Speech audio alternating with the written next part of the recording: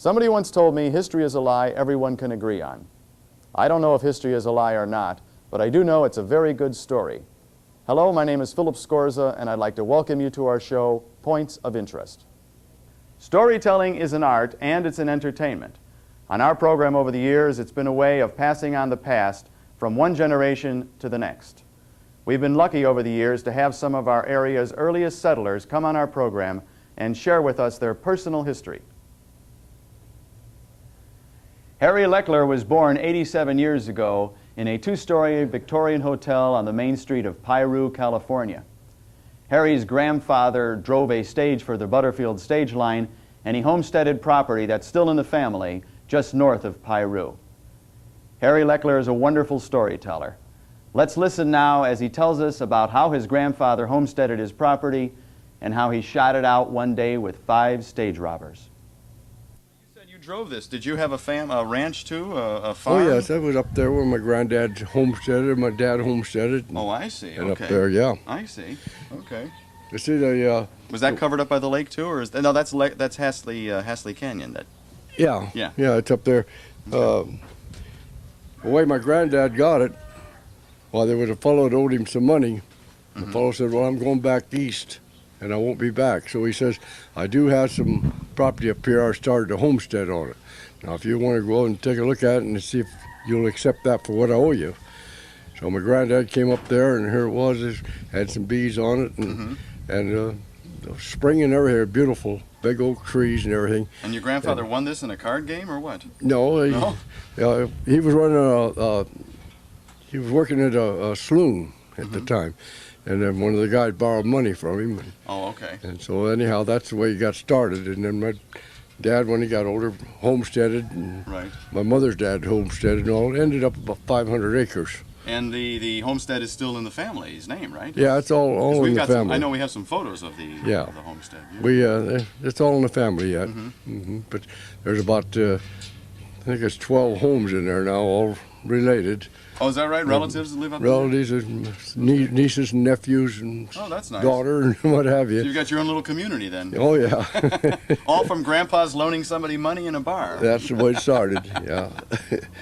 So your grandfather, you were telling me. Yeah, Granddad came here, and when he was 16 years old, from Pennsylvania to Bishop, California, for the gold rush.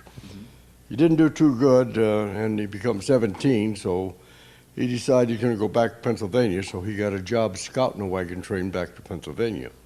He got back to Pennsylvania, decided that California was better after all, and he came back on out. Later in life, one of his jobs was driving stagecoach in Lone Pine, Arizona for the Butterfield Stage. And this is his old 36 caliber Colt Navy that he carried. He had a load each one, and you had the balls and all you put in and tamp it down, and then you got 6 shots. If you don't get them at 6 shots, you throw it at them and run, I guess. But in one there in one of the stage depots, there was 5 holdup men, and he killed 3 out of the 5, and he got his 3 notches down here. He didn't put them up here and brag what he did. He did what he had to do. He said that if it wasn't for his cousins coming from the mines to the stagecoach, and the window faced the road where they were coming, the other 2 saw them coming. They took out the back door. He said, "I wouldn't be here to tell you the story," because he said, "I couldn't have got all 5 of them." So he managed to get 3 out of the 5. He got 3 out of the 5, and that's these little notches. And the other 2 got away, huh? Yeah. Tom Frew's Aunt Vangie was born in 1906 and lived on the corner of Market Street and San Fernando Road for the next 22 years. Let's listen as she tells us how her parents came to live in Newhall and how she rode Mr. Dill's school bus back and forth to San Fernando. I came to Newhall when I was 2 weeks old. And on the midnight, well, the train got in about between 12:30 and 1 o'clock. And my mother I was 2 weeks old, and she told them to let her off at Newhall. And the conductor didn't do it. And he took her halfway to Saugus, let her out on the track with a a big 10-pound baby and a heavy suitcase. My father had met the train and it didn't stop, so he went home. No telephones, anything. Right. So my mother was practically in hysterics time. She walked from way down almost to Saugus, home. With a baby and a suitcase. Yes. Well, you should have had words for the Southern Pacific Railroad, I think. In this day and age, you would have. Yes, you're right. In this day and age, you would have. That's right. That's right. But that was my introduction. That was your introduction to Newhall. Tell me a little bit about your parents and what made them come out to Newhall. How did they end up go from Wisconsin to Newhall? Well, they came out to California. He had been in California before. And he came and they were up around San Francisco. They came on a colonist car where you would cook your own meals. A railroad car? Yes. Oh, I didn't know you could do that. And they have no conveniences of any kind to speak of. And you brought your food and you cooked it at the end of the car. Mm-hmm. Then he went to Bird's Landing. I think that was up the Sacramento River. Okay. And they were up there. And then they finally decided they would go to Homestead. And they came down to, it was Del Sur, west of Lancaster. Okay. And they were east of Lancaster, they were not fly-by-night people. They were good, steady people. Mm-hmm. But they just couldn't prove up on the land. They were 3 different locations. They would haul the water 1.5 miles to plant the trees. The jackrabbits would eat them off overnight. Right. And just one thing after the other. And just so we all know what we're talking about, when you homestead property, you have to improve on it so much before they give you title to the property. Right. And if you can't improve on it, then you lose the property, I guess. Yes. So they tried that, and in the meantime, they had a family. That'll happen. Yeah. Mm-hmm. And then they finally gave up, and they were coming to, they were either going to Long Beach or to Santa Monica. Mm-hmm. And they came through Newhall, and they looked up the Gully family. I think Mr. Gully had a grocery store in Newhall. And he said, well, the blacksmith died, and the business is for sale, and there's a house, too, and it's for sale for $400, and I'll loan you the money. Wow. So they stayed in Newhall. So that's how all of you got to Newhall then, basically. Yes. This is the school bus that Mr. Dill drove to San Fernando, and he picked up, he came by Newhall. I don't know whether he went to Saugus, but from all the canyons or anybody that wanted to go to high school, they rode this bus. It was a homemade sort of a thing. And we got on at 7 in the morning in Newhall, right across the street from where I lived. And then we came back. We didn't get home till about 5 in the evening. The thing was that to make it pay, he would have to get us to school early. Then he picked up San Fernando elementary schools and got them to school. So we were at school way, way early, and then we had a lot of time afterwards to kill before we could get home. So it made a very long day and freezing cold. My old buddy John Boston teaches a history class on the Santa Clarita Valley for the Golden Oaks Adult School. His last session is always held around a big campfire at Hart Park, and that's when he saves all his gory stories of murder, mayhem, and ghosts. Joaquin Murrieta, a lot of you folks, history buffs and stuff have heard of Joaquin Murrieta, and, the famous California Bandito. And he used to pass through here when he was alive. There was, well, there's a point to this, yeah. Well, actually, he did both. there was, I don't know if it was a cottonwood or an oak or whatever, but there was, for years, there was a big carving, some graffiti in a tree over there by Carl's Jr., kitty corner to Eternal Valley on San Fernando Road. Joaquin Murrieta was here, and whatever the date was, carved into a tree. There was a big bounty, I think it was like $5,000 on the head of Joaquin Murrieta, literally. And out of Fort Tejon, a guy by the name of Captain Harry Love took out some soldiers to go looking for Joaquin Murrieta because they heard he was in the area. They cornered the guy and shot him to death. And to prove that it was Joaquin Murrieta, Captain Harry Love ordered one of his privates, Mr. Henderson, Billy Henderson, to cut off Joaquin Murrieta's head. Billy Henderson, till his dying day, said that he would have nightmares of visitations of Joaquin Murrieta, that Murrieta would appear to him and beg him, you know, for his head back. And Murrieta would always be very polite but insistent, you know, asking for his head.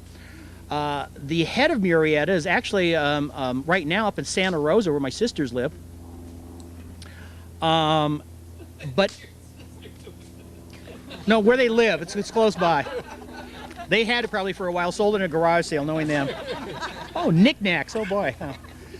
Anyway, the head of Joaquin Murrieta was in a big glass jar with formaldehyde for years, and they used to take it around to the various bars here in the Santa Clarita Valley, and Saugus, and Newhall, and Lake Elizabeth, and for, I don't know, whatever it was, a quarter or a buck or something like that, you know, they take off the leather thing, and you'd see, you know, the head of Joaquin Murrieta. Eventually it sold for $36, and as I said, it finally made its way appropriately where my sisters live. Yeah, I'll start talking about the story about Manley and Rogers. A lot of you have heard, you know, about the historical significance of Manley and Rogers, about Death Valley, you know, and such, and discovering Death Valley, and you know, their epic hike across the desert wilderness, you know, to go get help for the stranded people in Death Valley. A lot of people don't realize that they ended up right here in Newhall, you know, as the end result for getting help. I'll kind of set up the story for you. It was the year 1849. A train of 107 wagons left for Missouri and headed for the wealth of the gold fields of California. At the time of the 49ers, you know, there were just a couple of accepted routes to get from the east, you know, to the gold fields of Northern California. And there were some unscrupulous people and just some people who wanted to kind of make a quick buck, who sold maps to get from the east to the west. And basically what they would do is just take a basic map and draw a red line from like St. Louis, Missouri, straight through, you know, to like Sacramento. And, you know, if you look at it on the map, it looks great, sure, you know. And unfortunately, the Manley and Rogers wagon train had bought such a map. Adding insult to injury, they had left St. Louis very late in the season. They had got cut off in Utah and split once and then split a second time. And one of these wagon train splits would become the historic Bennett Arcane Party, the first white folks to step foot in Death Valley. And Death Valley is not a fun place even in the fall, by the way. The Bennett Arcane Party, low on food, their animals exhausted, stopped at a place called Furnace Creek, a sulfur spring. The group voted and asked William Lewis Manley and John Rogers to go and find help while they stayed there. According to Manley and Rogers records, they crossed 250 miles of, quote, dreadful sands, bitter lakes, and sunken desolation. The pair ate lizards, hawks, and crows for sustenance. My dad has eaten crow, he said, and it says it tastes rather bitter, but he said you can get through it. It's kind of tough. I've never had crow.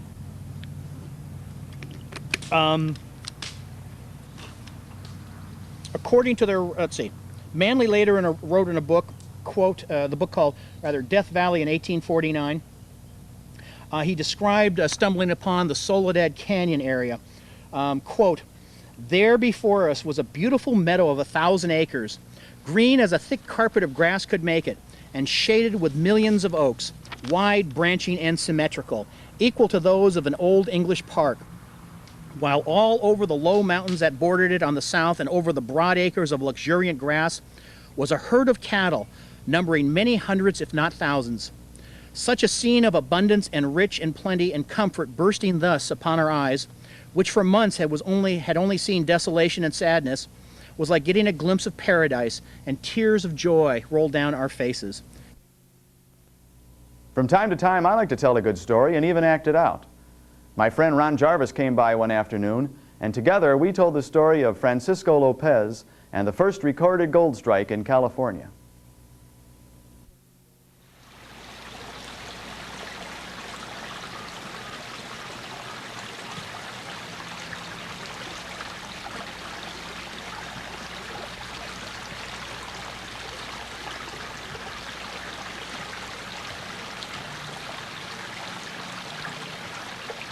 In 1842, Francisco Lopez was checking cattle and hunting game in the lower end of what is now called Clarita Canyon. The men had stopped for lunch under a very odd-looking shade tree next to a riverbank. After lunch, so the story is told, Francisco took a siesta. Now it just so happened that this day was Francisco's 40th birthday, and while he slept, he dreamed he was swimming in a pool of liquid gold. I dreamed of other things on my 40th. Francisco swam around and around and around, so much that when he woke up, he was hungry.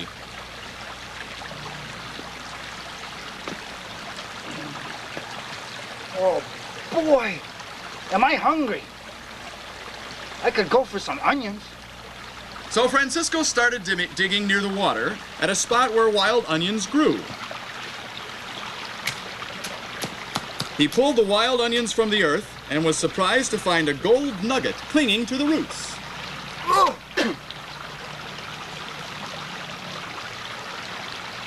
Gold! Gold! Gold!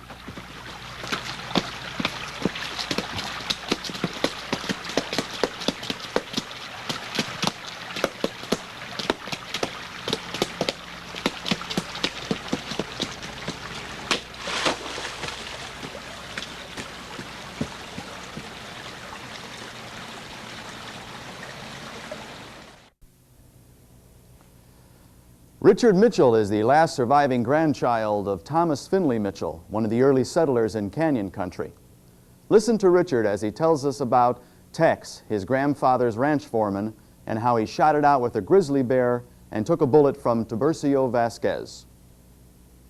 I was going to tell you very quickly about Tex. and, Right. and Tex apparently was sort of a character, and Tex had his weapon of choice was an old double-barrel shotgun, and at one point, my father tells this story that he had my grandfather Tom Mitchell had bees up in the Agua Dulce ranch, and a bear came in and started making serious depredations on the hives. One of our famous grizzly bears here? Well, there were some, Yes, but I don't know whether they were grizzly, whether this was a grizzly or a Okay. brown. So anyhow, old Tex wouldn't have it, but he was going up there and get that bear. So he went up to the Agua Dulce and he built himself a platform up. He went down into where the beehives were all set, and off to the side. Where he could get a good shot at the bear when he came. He built this platform about 6 or 7 feet off the ground and crawled up on it and waited for the bear. Well, the bear came along, and old Tex took deadly aim with his double-barrel shotgun, and the only thing that happened was that the hammer clicked on the firing pin and it didn't go off. And so then there was a rapid sequence of hammers clicking and nothing happening, which made the bear pause for a minute. Yes. He'd listened, and then he moseyed over to see what was making the noise. And he got real interested, and he crawled up, put 2 paws on the platform, and Tex was, of course, hanging on to the back side of it. And the bear tried to crawl up, and when he did, it collapsed. Well, the bear, scared, ran one way, and Tex ran the other. Tex was lucky that day, wasn't he? He was lucky that day. And then sometime later, he and another, and I don't know the name of the other man, heard that Vasquez, the bandit, was holed up in the rocks. Right. And so they decided that they would go apprehend him, get the reward, you know. Good thinking. And unfortunately for them, they found Vasquez, and he was all alone. And so Tex gets out his trusty shotgun and draws down on him and says surrender or something to that effect. And Vasquez looked up, and he never unsaddled his horse. He just swung into his saddle and headed right for him. And as he did, he grabbed one of the pistols that he had. He carried, according to historians, he carried 4 .36 caliber Navy cap and ball pistols. He had 2 on him and 2 on his saddle. He grabbed one of those and leaned under the horse's neck just in case the shotgun went, and fired and got Tex right square in the... Tiburcio killed Tex? No. Oh. So they drug poor old Tex from Vasquez Rocks all the way, this is all, you know, horse and wagon or horseback, down to the out ranch at Agua Dulce, and then back to the home ranch down by Sulphur Springs School. And they decided that he was going to live, but he needed help.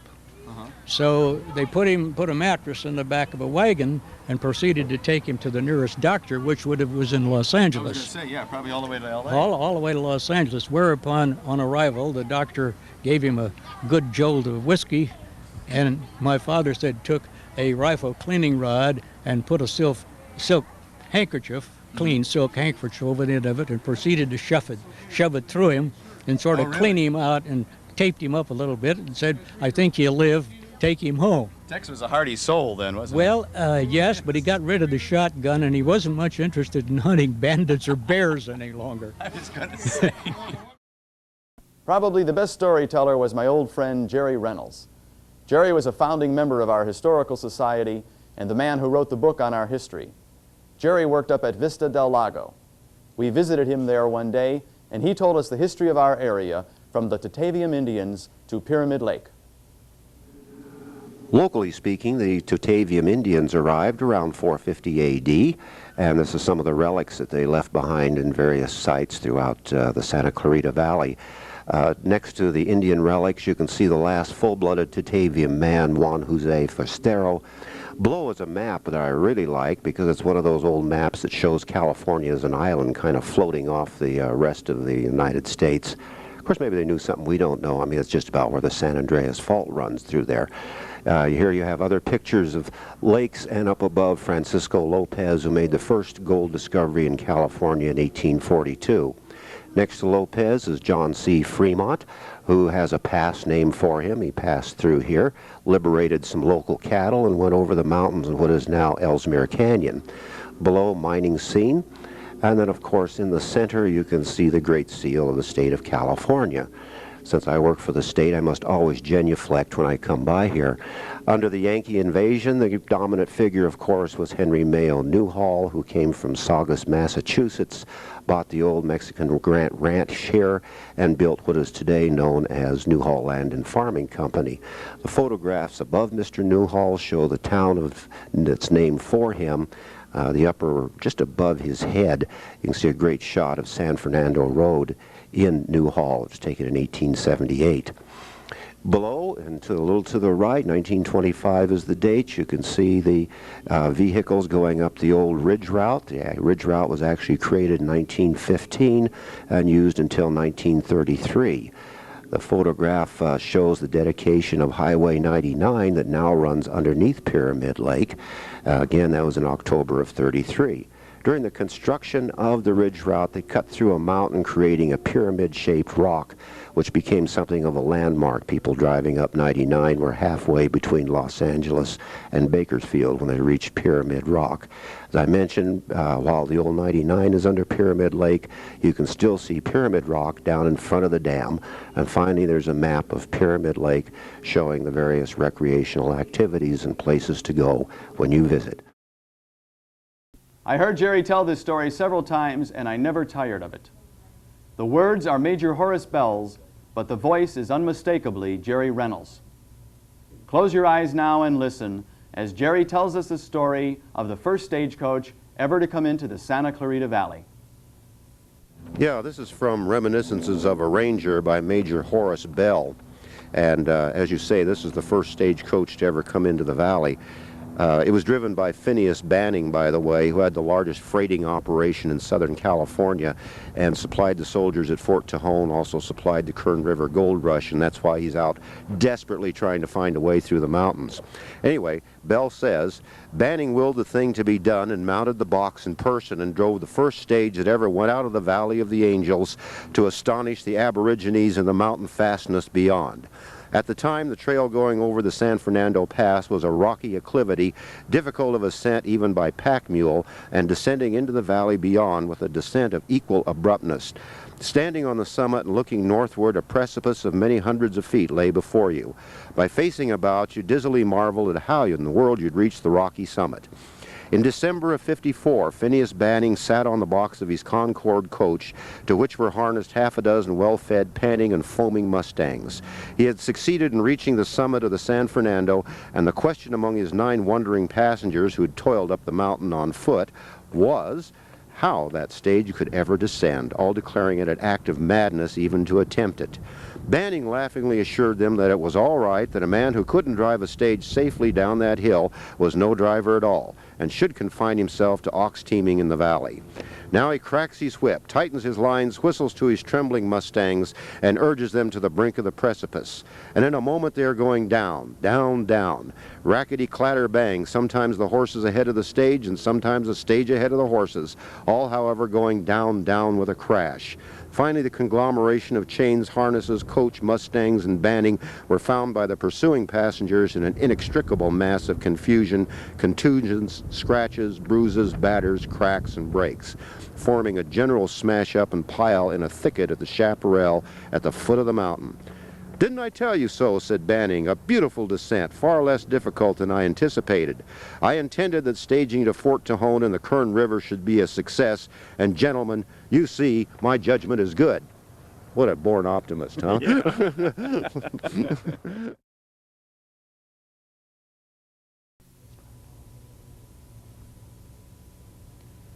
We've had a great time telling you about the storytellers of the Santa Clarita. Until next time, this is Philip Scorza for Points of Interest.